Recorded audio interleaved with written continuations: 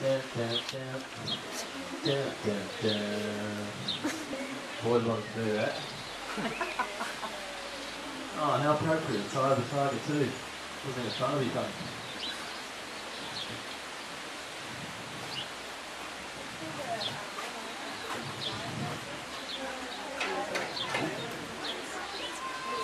That's actually not a bad idea, right? An intro song for the keepers when they come out. That's what you want.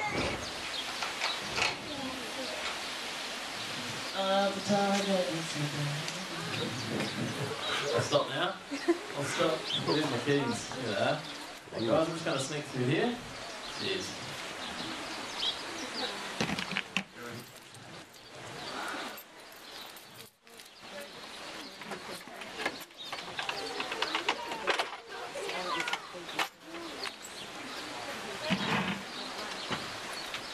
How are you guys doing today anyway? Nice day? Turned into a pretty sweet afternoon, isn't it? Yes. Beautiful. Has anyone dropped their badge? If not, does anyone want a badge?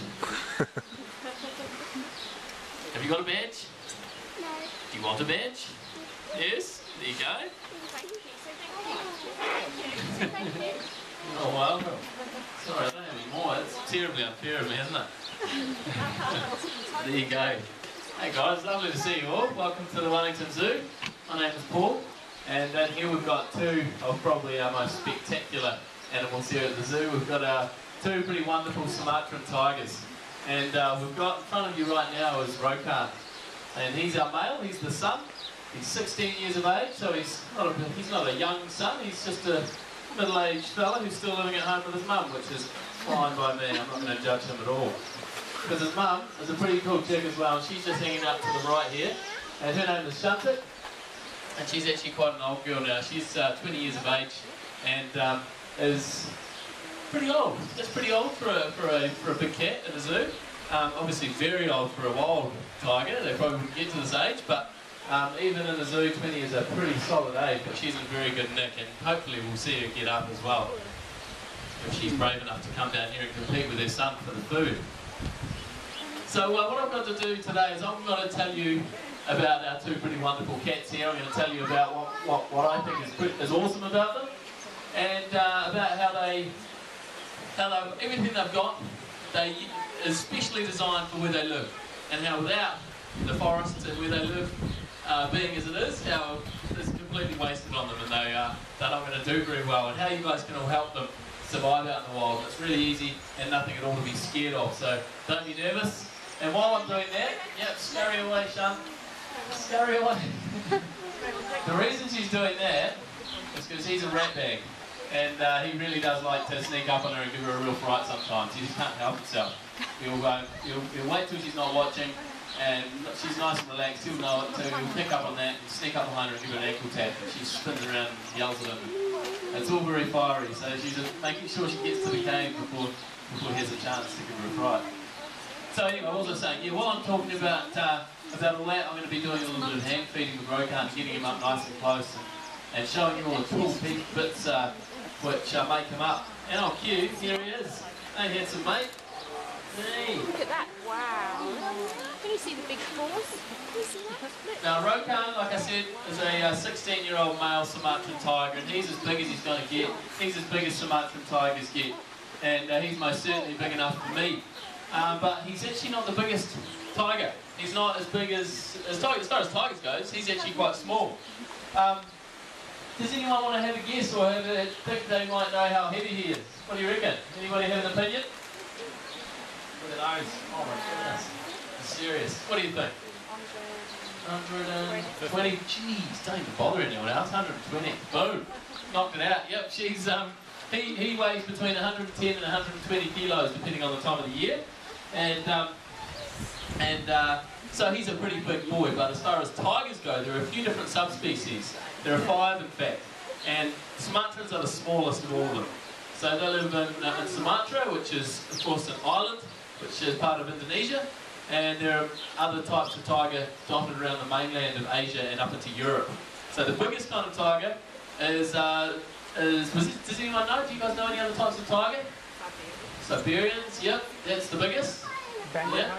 Pardon me? Bengal tiger? Bengals, absolutely, yep. So you've got these guys, Sumatrans, the littlest, and Siberians, like you said, are the biggest, and they're found right up, obviously, in Siberia, which is, I'm pretty sure, attached to Russia or somewhere near there. So, different kind of environment, they can afford to be much, much larger. He's 110 to 120. Those males can weigh over 300 kilos, I'm told. So, pretty serious difference between the species. And a bit of a clean rope. That was pretty full on, wasn't it, mate? Come on, rope. Buggy, go. Blood bone for the guard. But saying that, he's big enough for me. He's a very serious predator.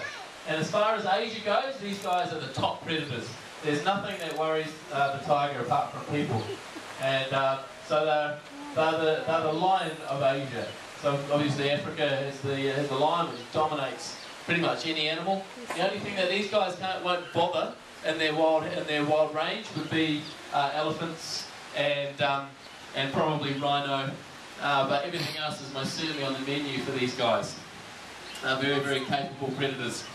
And while you've seen him up on the mesh, you've probably seen some of the things he's got which enable him to be such a good hunter.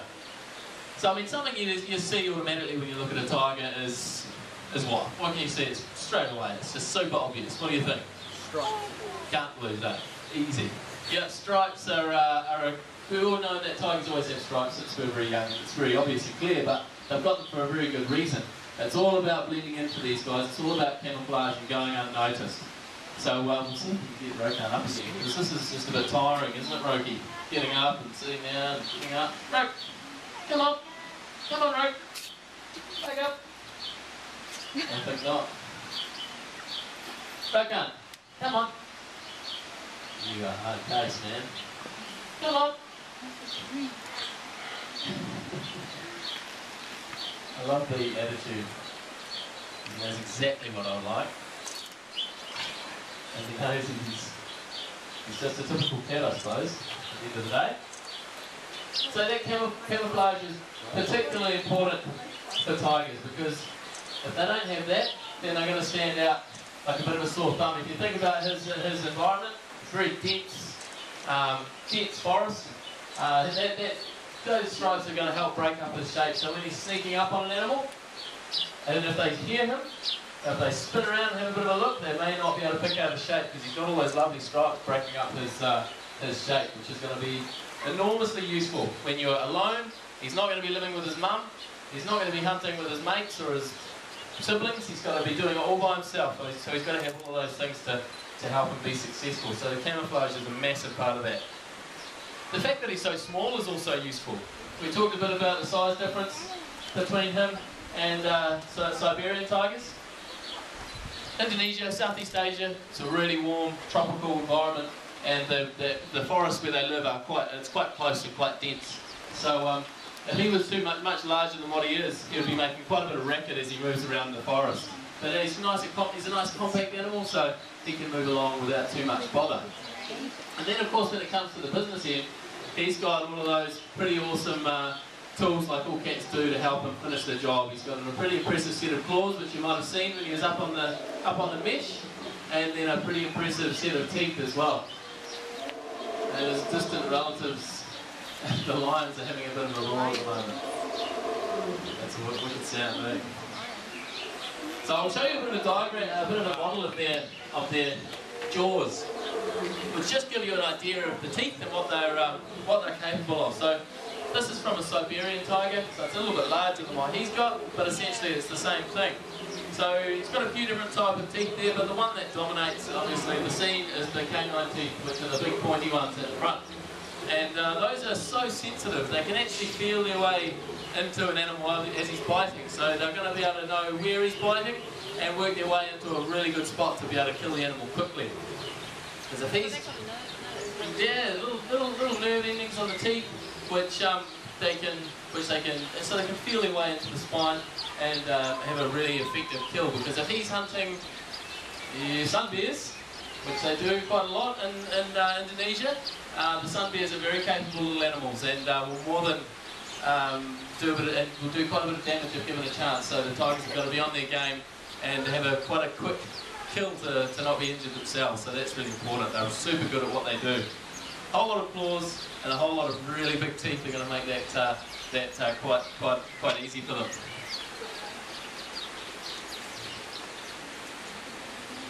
What are you feeding him? What are you feeding him? I've actually got a bit of horsehair for them. It's not actually doing much for him today, is it? It's being very fussy. Go, gun. Go. Come on. You're a funny guy, man. Good boy. So I was telling you a little bit about Sumatra and about the area where they live. It's very dense, it's very warm, and it's got a whole lot of dense environment where these guys live. But and as I was saying, they're the smallest cats. So they're quite special for a few reasons. They're the smallest. They're the only island species of tiger remaining, living on an island, and they're actually the most endangered as well, which is a bit of a sad claim to fame as far as the tigers are concerned. But there are only about under 400 cats living on Sumatra right now, which is a bit grim for them. So they're considered endangered and heading towards critically endangered because the habitat is running out. So what we do here at Wellington Zoo is we're really conscious about what resources we use. We can have quite a big impact on the wild world, even living in a developed country like New Zealand, just by thinking about what products we use and what we buy. So whenever we're doing any projects around the zoo, buying things, especially when it comes to timber, we make sure that the timber we're buying is sustainable and come from a good place, because a lot of stuff in New Zealand isn't. If you're not careful about what you buy, it can be straight out of Southeast Asia or other parts of the world and not be a really environmentally good choice. So a good thing to do, something that Wellington Zoo does and something that you guys can all look out for, is look out for that label. You might have seen it around the zoo today. Hopefully you've been lectured about it as you've been around the zoo. And look out for that, put that stamp on anything that was once a tree. So it might be a pack of printing paper or a deck or a bit of plywood, toilet paper, whatever. If you see that stamp on it, you know that it's a good choice. It's an environmentally sound decision. So that's just a guarantee to you that the wood's not come straight out of the forests of Southeast Asia or any other environment that we have in the world that's housing such an incredible species as this.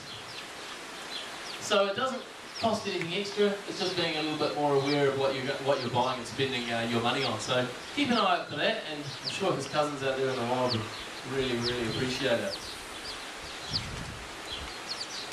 Right, guys, I've got a little bit more food here, which I'm going to attempt to give to a fairly unenthusiastic Rokan. But if you guys have got any questions for me, then feel free to ask. Otherwise, guys, enjoy the rest of your walk around and enjoy the sun while it's here. Go.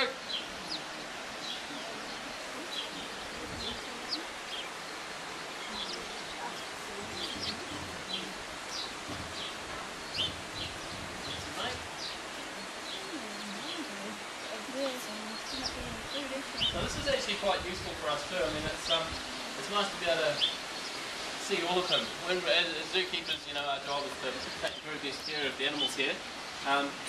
But him in the distance eating a bit of meat is, you know, he could be hiding something. Animals are very good at disguising problems.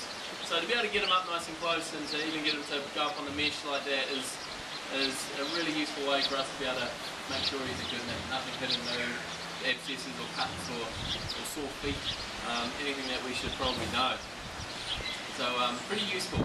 It's not just to look cool.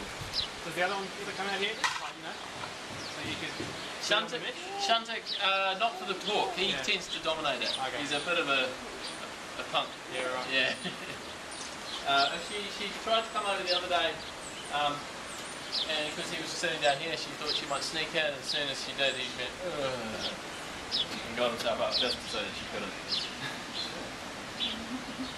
Last bit, mate. Last bit. So you can see while he's up on the mesh, his claws naturally come out as he's feeding. He can't help himself. And so you get a really good picture of his the condition of his pads and of his claws, and his chest and his legs and his underarms, and such powerful forearms. They do a lot around water in the wild. They will happily jump into a water body and swim quite well. So you can see those big powerful forearms. How much Swimming through the water. He's getting about 5 or 6 kilos a day, and that can vary depending on the time of the year. And similar to her, except she'll get the occasional starve day, and that's just because they're on slightly different diets. His is quite small because he's got a problem with his throat, but she can get food and stuff on his go, rabbits and stuff like that. We actually have to chop his up because he's got a restricted yeah, there you go. Right there, so Do they ever attack the birds that are in there? no, they don't worry about the birds. I'm not too bothered by them. If there was a big bird in there, like a peacock or an ostrich probably, but not a sparrow. So how often do you Only if we're concerned about something. We do quite regular things together, but usually only if there's something that we want to check out. I'm a little bit disinclined to do annual things, just because there's an inherent risk with any procedure, and if there's no More of it. Can't tell. but we're quite able to do Down. There's tiger. I don't know where that comes across. And then you've got the sign up here. The show last thing. I don't think it's going to come across very well on video. The right angle. And move and get more sky behind it. You can see tiger shape. Maybe. And when you close up, you see that they are like individual bits of metal. And on that note,